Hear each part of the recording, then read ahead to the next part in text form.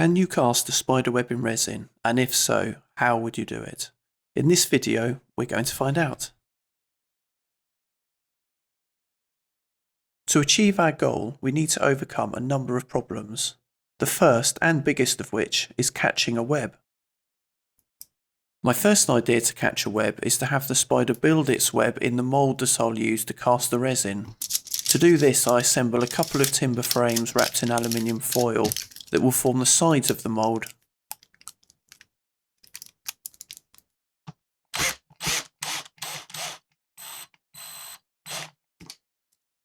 I'm going to hang the frames under an arbour at the bottom of the garden.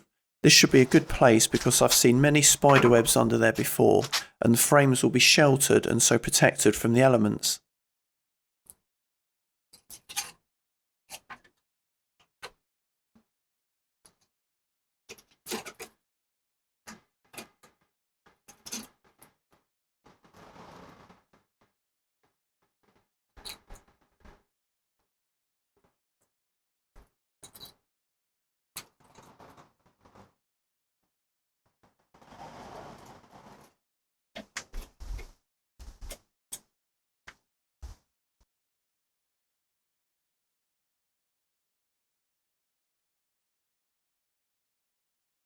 So after a few weeks I check the frames, but there are no webs inside.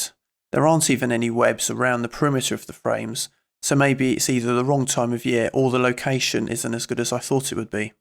I end up leaving the frames for a couple of months and still have no joy, so realise I need to come up with another plan.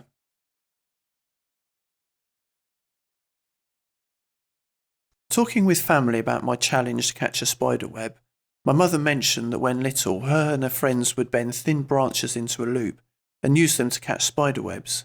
It occurred to me that I could do something similar, but instead of using a branch, I could use a length of wire instead.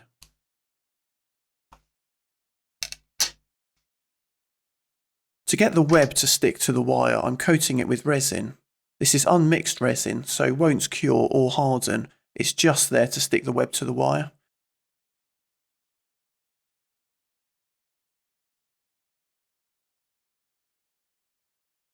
And with my plan B in action, I now needed to see if it would work. There are a number of spider webs along the fence in my garden that looked easily accessible and perfect for catching.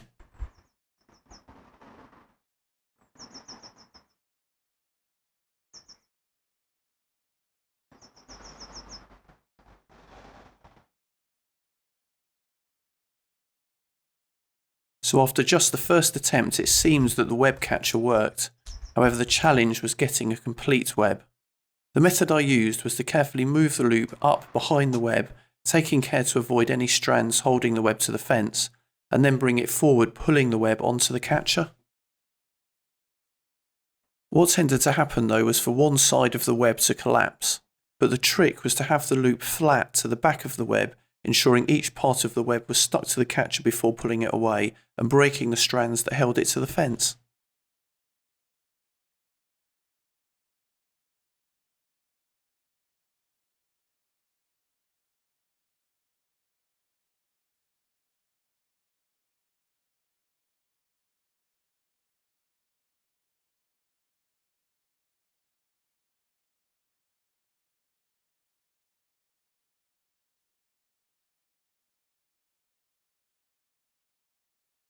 Here in this attempt you can see where one part of the web has collapsed. And here is footage of me catching the web that I end up casting in resin.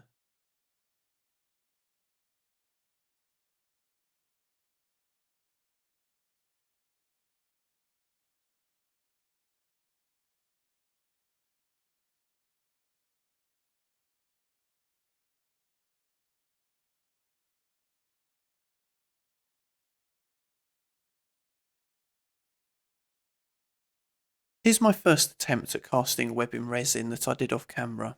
It all worked reasonably well except for one important thing, and that is that the web was completely invisible. You have to take my word for it that there is a web in there, as no matter how closely you look you can't see it. I had thought that it might be difficult to see once cast, and that you might need to tilt the casting an angle to catch the light to properly see the web, but I was unable to see anything, even a single strand.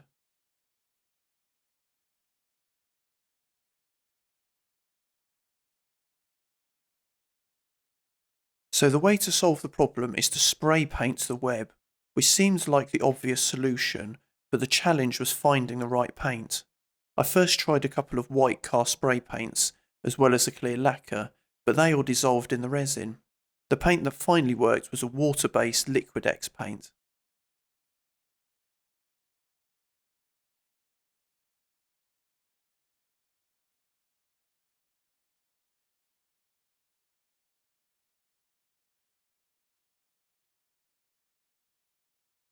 So the next challenge to overcome is to locate the web in the centre of the casting. We currently have a web held in a wire loop that we need to sandwich between two layers of resin. And my idea to achieve this is to use a mould formed in two halves. We'll first fill the bottom half of a mould with resin and then embed the web in the top part of that mould. We can then remove the wire loop as it will be redundant at that point, and then add the top half of the mould and fill that. This should locate the web right in the middle of two thick layers of resin. Here I'm trying to illustrate what I mean with an isometric sketch and a side view on the top left.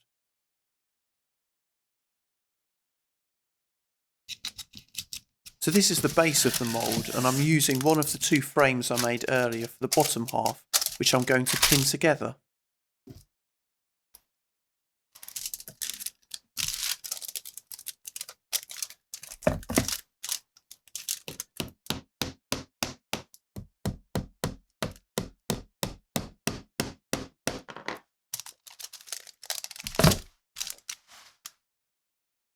To seal the mould, I'm running resin that I've mixed off camera around each of the edges, and we'll let that harden before pouring the first main layer.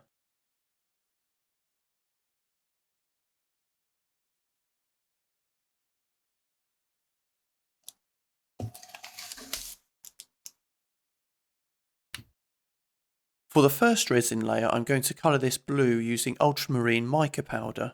I have to pre-mix it, otherwise it forms clumps and won't mix properly.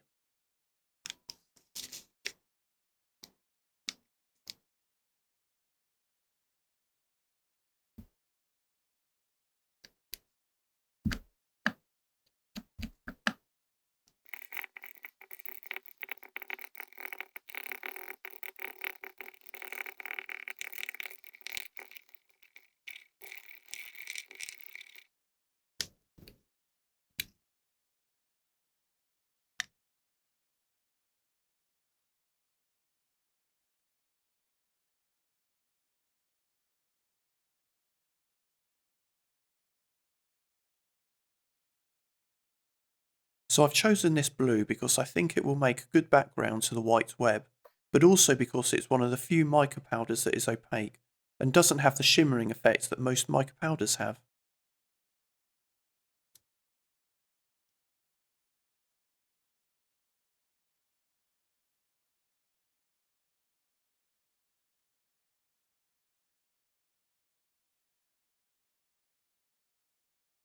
The first layer has now set, and so I'm pouring a thin layer in which the web will be cast.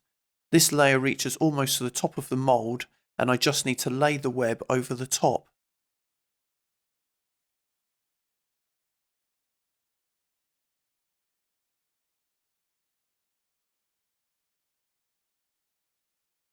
Some of the web dips into the resin, but I need to gently push the rest of the web to just under the surface.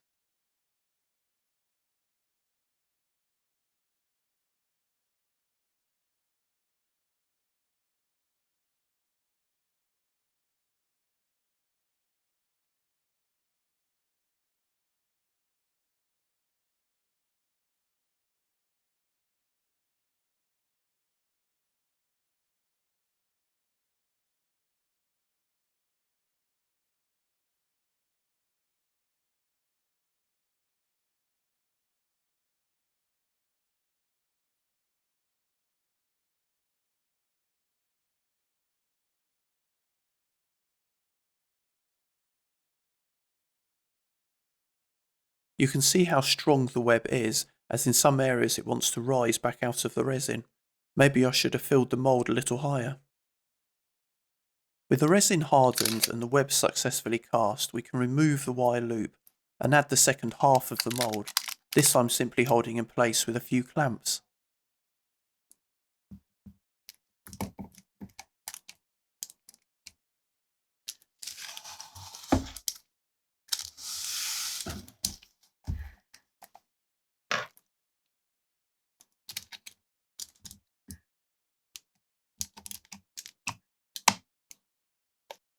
To seal between the two halves, I'm doing what I did earlier and running resin down the joint lines.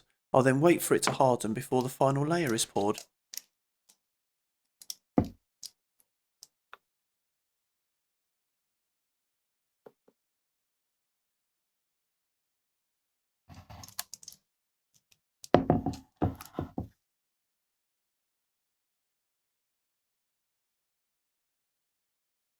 And so this is the final pour. I should mention that other than the first failed attempt where I couldn't see the web, this is only my second go at casting web in resin, so I'm very keen to see how it turns out.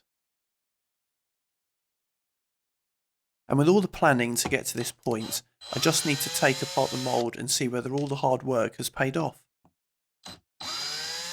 If you've enjoyed the video up to this point, I'd really appreciate if you consider subscribing and liking the video. I'm a tiny channel hoping to grow, and any help you can provide will be greatly appreciated.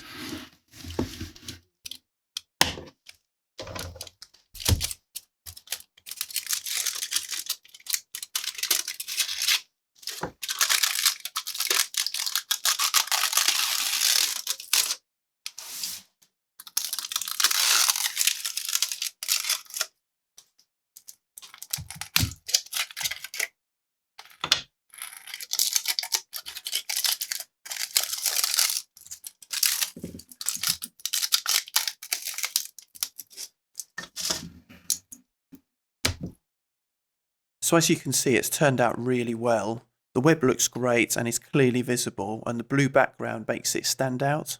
All I need to do now is sand and polish it.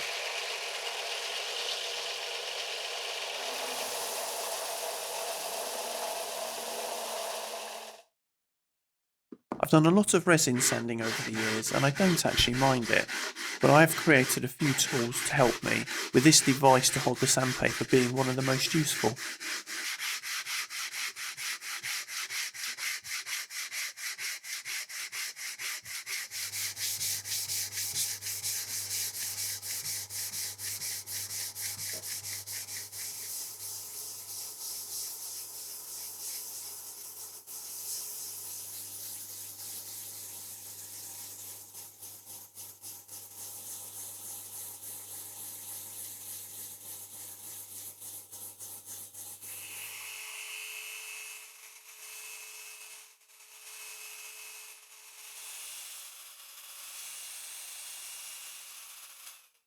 So other than seeing the finished piece, that's all from me. I hope you like the final result and I'd love to hear what you think down in the comments.